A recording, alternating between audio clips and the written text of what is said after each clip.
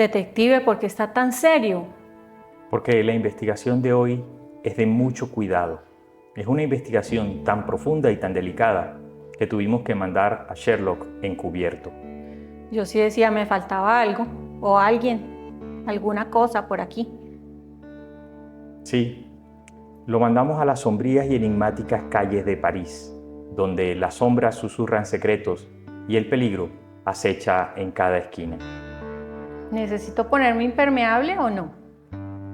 No, no es necesario porque no es algo tan sangriento. Hoy vamos a hablar de una figura que se convertiría en la esencia misma del misterio y de la aventura. Una leyenda cuyo legado influenciaría una generación tras otra, dando nacimiento a una infinidad de héroes y de antihéroes que hemos llegado a amar, a temer o a odiar en las páginas de cientos de novelas policíacas. O sea que usted me está hablando de alguien real. Sí, de alguien real y de los personajes que salieron de su influencia. Esta es la historia de un hombre cuyo pasado turbulento tejía una tela de historias tan ricas y tan oscuras como una lúgubre noche sin luna. Un hombre condenado y encarcelado. Su mundo estaba destinado, por supuesto, a derrumbarse tras las frías barras de hierro de una celda, pero el destino tenía otros planes. En las sombrías y enigmáticas calles de París, donde las sombras susurran secretos y el peligro acecha en cada esquina, emergió una figura que se convertiría en la esencia misma del misterio y la aventura. Una leyenda cuyo legado influenciaría una generación tras otra, dando nacimiento a héroes y antihéroes que hemos llegado a amar en las páginas desgastadas de novelas policíacas. Hoy, en Detective de Letras, investigaremos a Eugène-François Vidocq, el primer detective de la historia. Pero entonces sí era francés. Sí, pero pensé que hablabas del cómic. ¿El cómic es de dónde? El cómic es francés. Entonces todo es francés. Sí. Detective, por favor. El cómic es de Richard D. Nolan, cuyo verdadero nombre es Olivier Regnard. Es el guionista de esta serie franco-belga sobre casos resueltos por Vidocq. Todo un experto que ha trabajado en cómics como Wonder Waffen, Harry Dixon y Los Tigres Voladores. Si has visto alguno de estos, sabes que la calidad gráfica es increíble y la de los guiones no se queda atrás. El dibujo corre a cargo de Sinisa Banovic, nacido en Sarajevo, y ha sido responsable, además del arte de Vidocq, de las ilustraciones en Zodiaco y en 40 técnicas imparables para... El cómic trata de la vida de Vidocq. De las cenizas de un pasado quebrantado, Vidocq se reinventó a sí mismo, no como un mero observador, sino como un protagonista superior que trascendería a la realidad fusionándose con la ficción. De un convicto, exconvicto, vuelto a capturar, a maestro del disfraz, de fugitivo a fundador de la primera agencia de detectives, su vida se convirtió en una moneda de cambio de gran valor en el mundo parisino de Lampa. Oye, pero entonces en París habían muchos ladrones y muchos detectives. En París había mucho crimen y Vidocq creó una nueva forma de combatirlo. Vidocq fue el tercero de 7 hijos de un panadero. De joven, por supuesto, no quiso estudiar y prefería pasar el tiempo enamorando mujeres y batiéndose en duelo. Dice la historia que era un excelente espadachín y que solía salir de los duelos sin ninguna herida o con uno que otro rasguño. Y aún así, las heridas que ocasionaba a sus adversarios eran humillantes pero ligeras. O sea que le encantaban las mujeres y la esgrima. Sí, esos eran sus pasatiempos. Por supuesto, no hablaba de grandes aptitudes. Se dedicó a algunos hurtos menores y a todo tipo de pequeños delitos. A los 15 años le robó 2.000 francos de la caja fuerte de su papá con la intención de irse a vivir a Estados Unidos. Pero tras el robo celebró con unos compinches, se pegó una borrachera y le robaron a él. Pero de todo se aprende. Más tarde, Vidocq entró a trabajar en un circo como acróbata y después se alistó en el ejército. Todo eso le dio una gran cantidad de experiencias que le sería útil en su vida. Sabemos que luchó en las batallas de Valmy y de Jemmapes, pero dado su carácter pendenciero y poco disciplinado, por supuesto, no duró mucho en el ejército.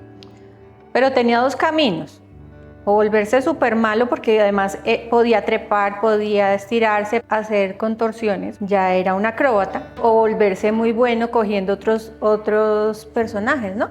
De momento decidió seguir siendo malo. Desertó del ejército, se pasó a las filas austriacas, pero de allí también tuvo que huir para evitar que lo apalearan. Se refugió en Bélgica con papeles falsos y se unió a una banda de ladrones. Como era de esperar, fue detenido y fue enviado a prisión. En 1809, con 34 años, la vida de Vidocq dio un giro radical. Según cuentan algunos historiadores, estaba preso en la cárcel de Toulon, donde 3 delincuentes asesinaron a otro preso y acusaron a Vidocq de cometer ese crimen. Tras escapar de aquel presidio, Vidocq logró asesinar a 2 de aquellos presos que lo habían acusado, pero cuando iba por el último para hacerle la matazón, fue capturado en Lyon. Tras ser capturado, Vidocq pidió ser enviado a presencia del comisario general Dubois, quien accedió a la entrevista debido a la fama y a la popularidad del prisionero. Vidocq le dijo que había decidido cambiar de vida radicalmente y que quería ingresar a la policía. El comisario general Dubois, por supuesto, había oído esa historia cientos de veces de cientos de prisioneros y sabía que no tenía ningún valor. Dio media vuelta, pero cuando se disponía a marcharse, Vidocq le hizo una propuesta extraordinaria. Ahora van a venir 2 gendarmes y me van a llevar inmovilizado con grilletes hasta la prisión. Si logro escaparme en el trayecto y regresar, eso será prueba de mi buena fe.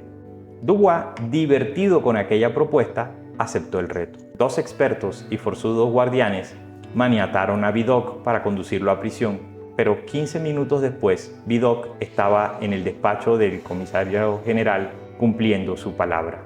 Había logrado escaparse de los guardianes y de esa manera había convencido a Dubois.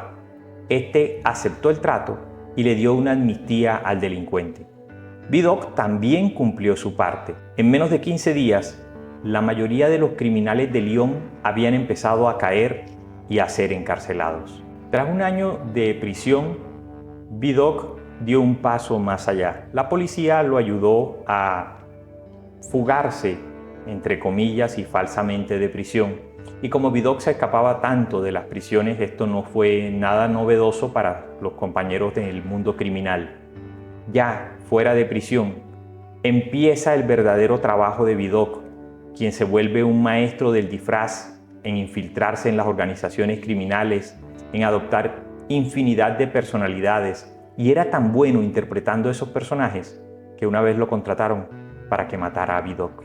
En 1811, Vidocq creó la famosa Brigada de Seguridad, un grupo de agentes secretos, la mayoría excriminales, cuya misión era infiltrarse en distintos grupos de Lampa y recoger información para que, cuando llegara el momento, se le pudiera arrestar a los criminales o abortar sus planes. Ante todo el éxito que conquistó la Brigada de Seguridad, esta se instauró como parte oficial del cuerpo de la policía y Vidocq fue nombrado su comandante. Fue en 1811 cuando creó un grupo de agentes cuya misión era infiltrarse en las diferentes bandas criminales y recolectar información. Él mismo los entrenaba y los preparaba en el arte del disfraz, los diseminó por toda la ciudad. Entre los grandes aportes de Vidocq al mundo policíaco y al mundo investigador estuvo la creación de ficheros criminales donde se ponían los alias, donde se ponían los aliados conocidos, los crímenes por los que habían sido convictos, y fue también Vidocq el primer detective que resolvió un caso gracias a la balística. En 1832, Vidocq fue acusado de instigar un crimen y fue obligado a abandonar a la policía y a pagar una multa de 3.000 francos. Pero Vidocq apeló y consiguió ser absuelto. Sin embargo, no regresó a la policía. fundó la primera agencia de detectives privados de la historia, mucho antes de la de Alan Pinkerton en Estados Unidos, conocida como la Oficina de Inteligencia, donde también empleaba a muchos excriminales. ¿Pero por qué pasó eso? Realmente creo que fue envidia. Vidocq tenía muchos enemigos, no solo en el mundo criminal, sino dentro de la policía francesa, quienes no veían con buenos ojos que un excriminal fuera quien se llevara los méritos y quien resolviera los casos. Durante sus últimos años de vida, Vidocq escribió algunos relatos y varias novelas inspiradas en su etapa como policía. Muchos historiadores consideran que para ello recibió ayuda de su amigo, el escritor Honoré de Balzac. Cuando su mujer Floride murió en septiembre de 1847, se retiró y cerró definitivamente su agencia de detectives. El famoso ladrón, convertido en exitoso detective, murió el 11 de mayo de 1857. Amigo de literatos, inspiración de genios, Vidocq no solamente vivió en las sombras, sino que las moldeó. Dio nacimiento a personajes inmortales que han habitado en nuestras fantasías y en nuestros miedos más profundos.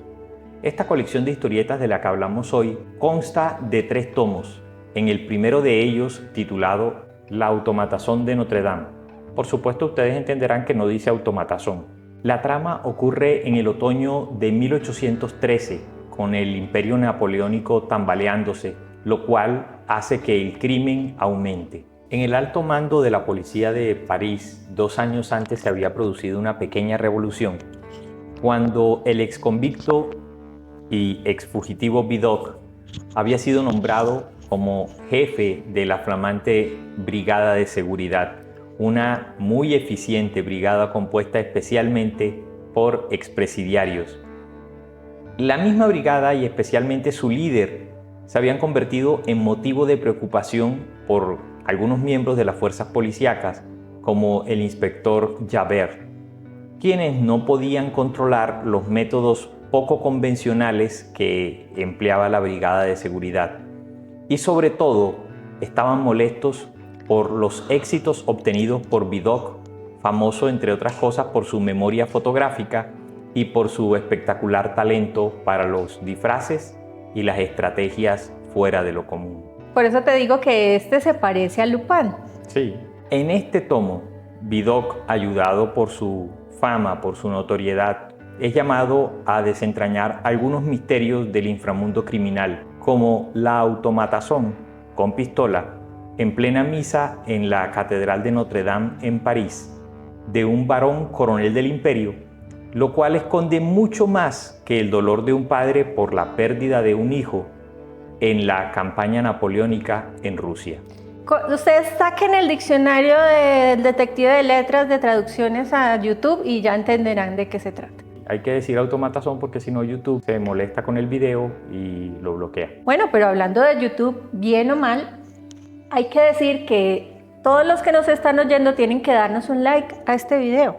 Si te gustó, ¿no? Si te gusta lo que estás oyendo, regálanos un like. La presencia de Vidocq en la policía es como un forúnculo en el bello rostro de esta institución. Su pasado, su pandilla formada de criminales arrepentidos, sus relaciones con el mundo criminal, sus técnicas, todo es inquietante. El problema sigue siendo que es intocable por sus éxitos y por sus logros alcanzados, porque esos resultados de Vidocq están por encima de los del policía promedio de su época. Pero entonces estamos hablando de casi una doble moral en la policía, que eso nunca pasa, nunca.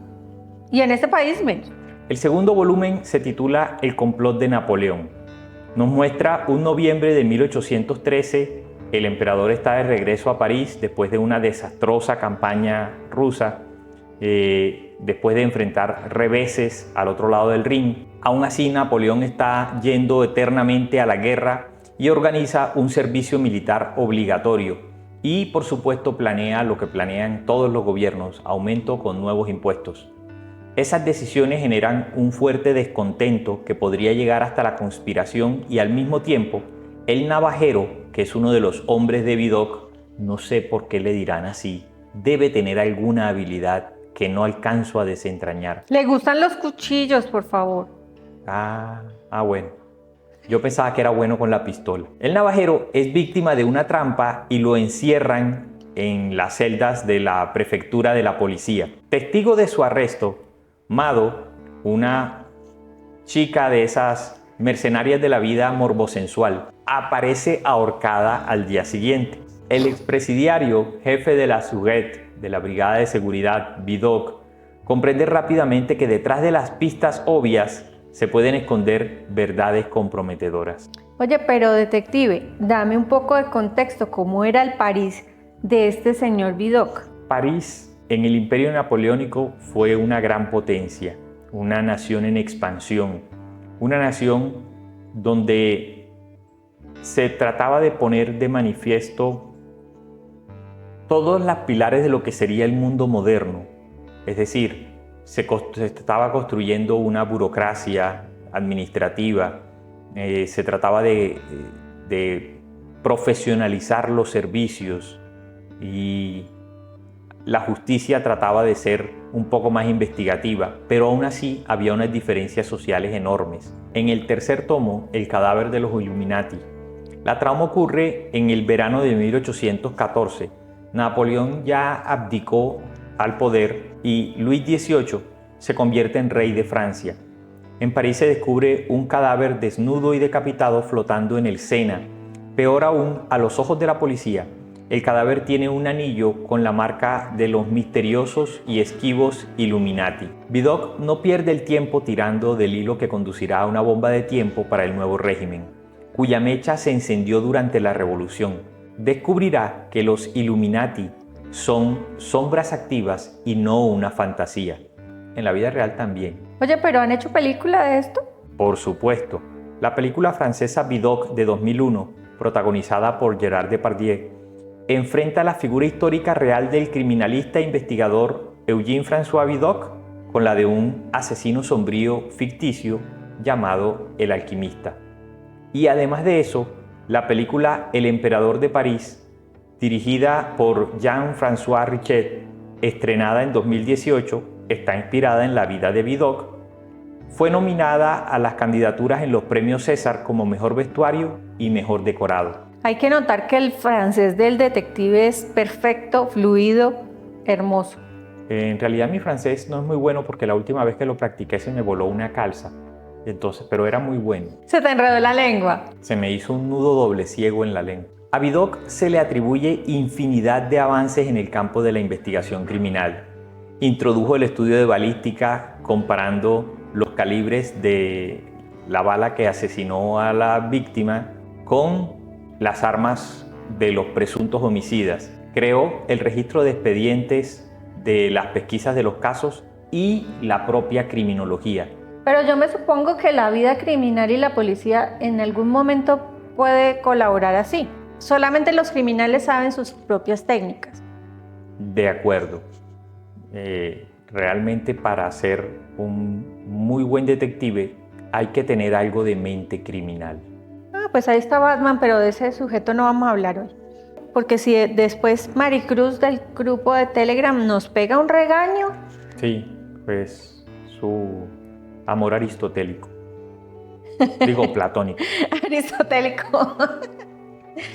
No, pero sí, o sea, Batman, hablando siempre mal de él, a pesar de que lo amamos, es uno de los casos en que tiene mente criminal y mente de villano y de mente y mente de héroe. Entonces queda uno loco ahí. En realidad Batman viene siendo como el 102 de los personajes inspirados en Vidocq o influenciados por Vidocq. Para empezar tendríamos que hablar de Edgar Allan Poe, que se inspiró en Vidocq para la creación de su famoso detective Chevalier Auguste Dupin en 1841. También sería la inspiración de Émile Gaboriau a la hora de crear el personaje del detective Monsieur Lecoq, un investigador caracterizado principalmente por el uso del método científico en sus investigaciones. Pero lo que para mí es la señal máxima de una inspiración es que Víctor Hugo confesó que se había inspirado en Vidocq para la creación de los dos personajes principales de su obra Los Miserables, Jean Valjean y el inspector Javert. Acompáñanos en un viaje a través del tiempo, explorando la vida de un hombre que esculpió su existencia entre la frágil línea que separa la verdad de la leyenda. Sumérgete en el nostálgico mundo de Eugène-François Vidocq, el primer detective, cuyo eco resuena hasta nuestros días, susurrando en cada misterio sin resolver, en cada enigma sin descifrar, en las páginas eternas de la intriga y de la deducción. Detective, pero entonces ¿nos va a recomendar este cómic? ¿Vale la pena leerlo? Solo por conocer el personaje ya vale la pena. Si quieres seguir la pista del primer detective de la historia, son 3 tomos de algo más de 50 hojas cada uno. Hay que leerlos con mucho cuidado porque uno puede perderse rápidamente entre la deducción lógica que hace Vidocq de un cuadro a otro y uno puede no entender cómo llega a ciertas conclusiones. ¿Podrías ser similar a Sherlock? No. Sherlock es mucho más deductivo y Vidocq es mucho más activo. Me perdí. Unas verdades un poco comprometedoras, ¿no? Eso dice ahí. Sí. Vamos a repetir. San Herodes bendito y tu política de la erradicación del polio.